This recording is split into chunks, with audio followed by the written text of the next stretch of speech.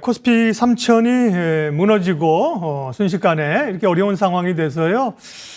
글로벌 상황들과 함께 우리 내부적인 이슈들 진단하면서 투자의 길을 좀 찾아보겠습니다. 집중 분석합니다. 상명대 D&A대 황세훈 객원연구위원 오셨습니다. 어서 오십시오. 네, 안녕하세요. 반갑습니다. 그러게 말입니다. 변동성이 좀 커지고 있는 상황인데 그렇죠. 추석 지나고 나면 좀 좋아질 걸로 봤는데 좋아지긴 커녕 이제 더 밀려나고 있는데 여러 지금 악재들이 막 겹쳐오고 있는데요. 황 박사님은 어떤 게 지금 가장 시장의 좀 핵심 요인이라고 보세요? 일단 제일 중요한 부분은 에너지 가격의 상승으로 인해서 인플레이션 우려가 재점화가 되고 있다는 부분이 가장 우리가 우려스럽게 봐야 될 부분인 것 같습니다. 사실 인플레이션은 이제 조금 진정 국면으로 가고 있는 것이 아니냐라는 것이 전반적인 분위기였는데 9월 이제 중순 이후에 접어들면서 오히려 이런 부분들에서 인플레이션 우려, 특히나 에너지 가격의 상승이 인플레이션에 대한 우려를 재점화시키고 있다라는 부분이 상당히 우려스럽다고 봐야 될 것 같고요. 일단 에너지 가격 중에서도 특히 이제 석탄 가격, 석유 가격, 이제 WTI 기준으로 봤을 때는 지금 국제 유가가 무려 80달러에 근접을 하고 있습니다. 2014년 이후에 7년 만에 지금 최고가를 유가가 계속해서 경신해 가고 있는 그런 모습들이고요.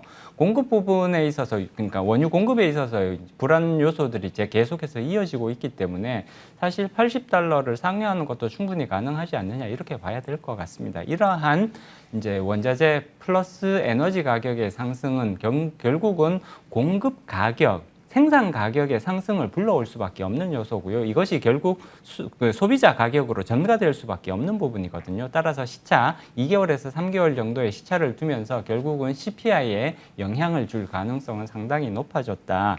이렇게 인플레이션이 이제 안정 국면으로 갈 것이라는 예상을 완전히 깨면서 다시 인플레이션이 상승할 수밖에 없다라는 점은 결국은 연준의 통화 정책이 더 강하게 조일 가능성을 증가시키고 있습니다. 테이퍼링의 이제 시작 시기, 그 다음에 테이퍼링의 속도, 이런 부분들이 예상했던 것보다 오히려 더 빠른 시점으로 나타날 가능성들이 커지고 있고요. 이것이 결국은 현재의 주가 조정에 있어서 가장 중요한 요소, 물론 이제 중국 요소들이 추가적으로 더 있습니다만 현재에 있어서는 가장 중요한 요소가 되고 있다, 이렇게 평가를 할 수밖에 없죠. 화불 단행이라고 여러 가지 악재가 한꺼번에 몰려오고 있는 상황인데요. 가장 좀 시기적으로 민감하고 영향을 주는 요인으로 에너지 가격 상승에 따른 인플레이션 우려.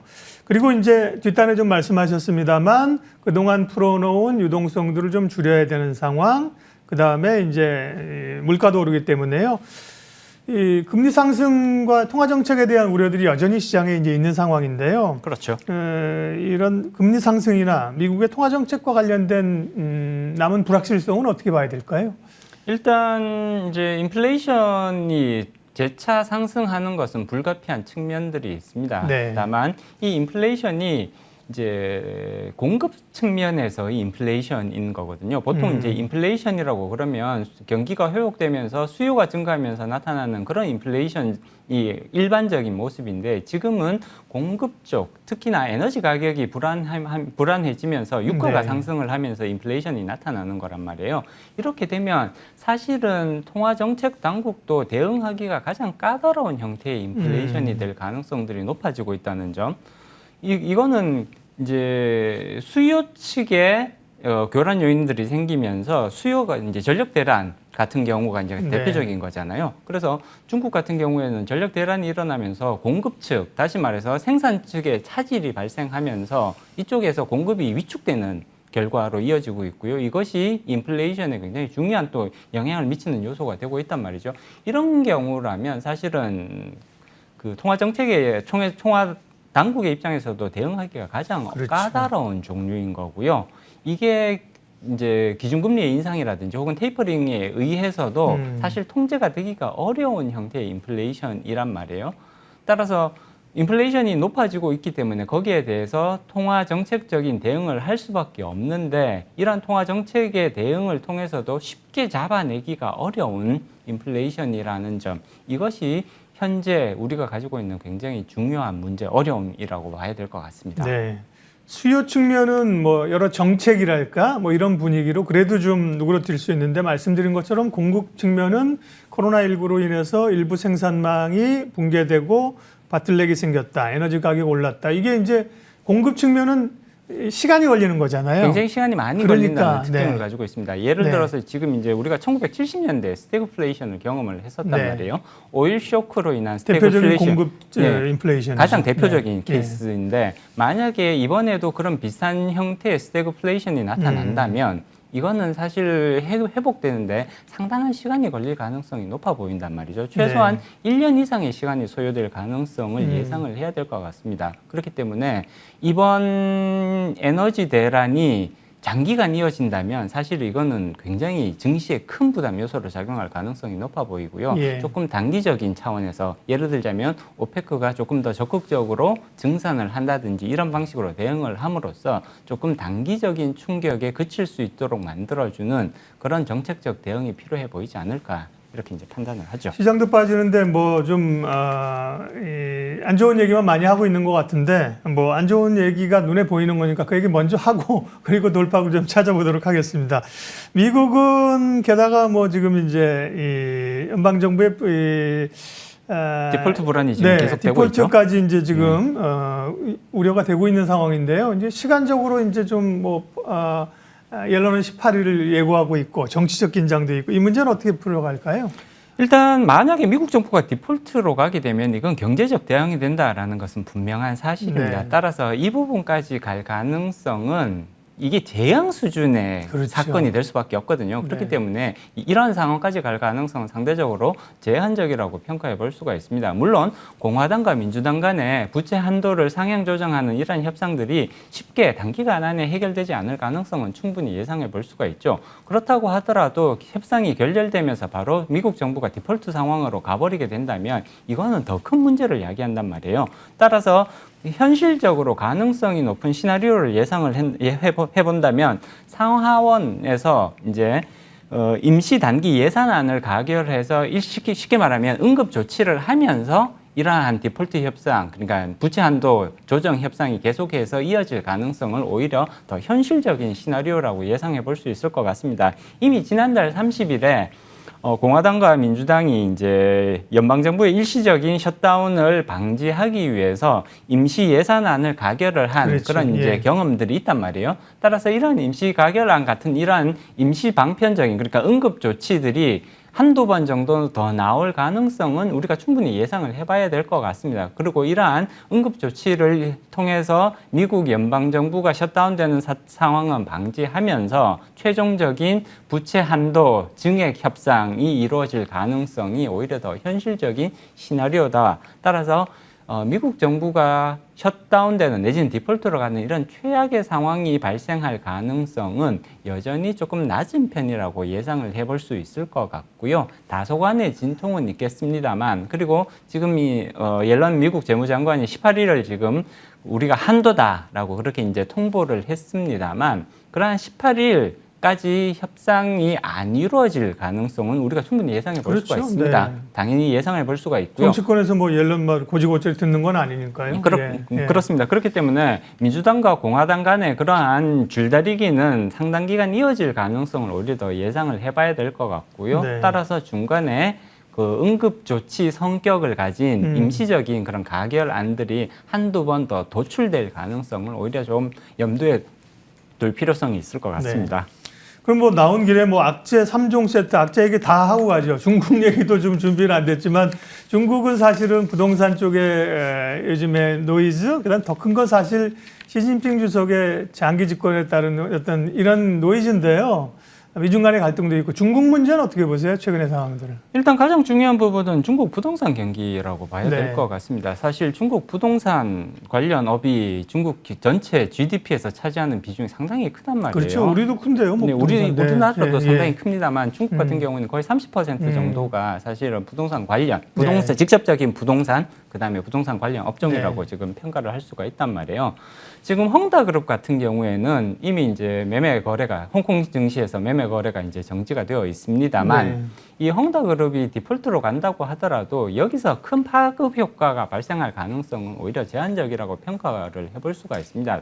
다만 더 큰 부분, 더 중요한 부분은 네. 이 헝다그룹이 왜 파산의 위험에 처하게 되었는지를 살펴볼 필요성이 있다라는 겁니다. 전반적인 중국 부동산 경기의 하락세는 굉장히 뚜렷하게 관찰이 될 수 있고요. 이게 아주 완만한 형태로 진행이 된다면 사실 전체 글로벌 경제에 미치는 영향은 상대적으로 제한적이라고 볼 수가 있겠죠. 하지만 중국 부동산 경기가 연착륙이 아니라 경착륙의 형태로 진행될 가능성을 배제하기가 어렵다는 문제점을 가지고 있습니다. 이러한 것도 결국은 글로벌 증시에 있어서 상당한 부담 요소가 될 수밖에 없는 거거든요.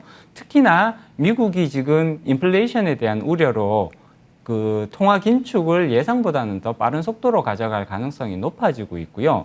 이러한 점은 중국 부동산 경기가 연착륙이 아니라 경착륙의 형태로 이렇게 진행될 가능성을 키우는 요소라고 볼 수가 있습니다. 따라서 미국이 급하게 돈줄을 조이면 조일수록 중국 부동산 경기가 연착륙이 아니라 경착륙으로 갈 위험성들이 높아지는 거고요. 만약에 진짜로 경착륙의 형태로 가게 된다면 그 파급 효과는 사실은 굉장히 크게 나타날 수 있습니다. 중국 경제가 굉장히 휘청거리는 모습, 심지어는 중국 경제가 위기에 빠지는 상황까지도 충분히 예상해 볼 수가 있습니다. 따라서 이런 부분들에 대한 위험성이 지금 현재 커지고 있다는 점, 이것이 글로벌 증시의 부담 요소로 작용하기 시작했다라는 점은 투자자분들도 반드시 염두에 둘 필요성이 있는 위험 요소라고 평가해 볼 수 있습니다. 네, 지금 우리 시장이 투자자들이 당면하고 있는 대외 악재들을 뭐 어느 정도는 다 끄집어내서 살펴봤습니다. 그러면 이제 시장은 어떻게 되며 어떻게 대응을 세워야 될까를 얘기를 좀 할 텐데요.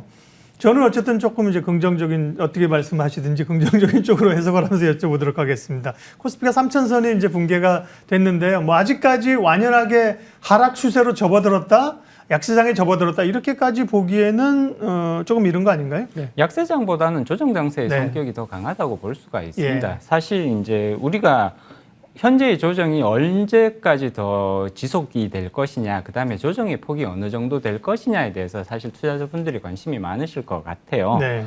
사실 조정 장세가 언제까지 이어질 것이냐, 가장 중요한 부분은 역시나 이 연준의 통화 정책과 관련된 부분이란 말이에요. 그렇기 네. 때문에 테이퍼링 스케줄이 구체적으로 발표되는 시점까지는 계속해서 조정 장세가 이어질 가능성을 우리가 예상을 해봐야 될 것 같습니다. 그리고 이제 또 조정의 폭에 대해서도 많은 분들이 관심을 가지고 계실 것 같은데요. 통상적으로 우리가 조정에 대한 네. 이게 이제 위기로 인한 조정은 아니란 말이죠.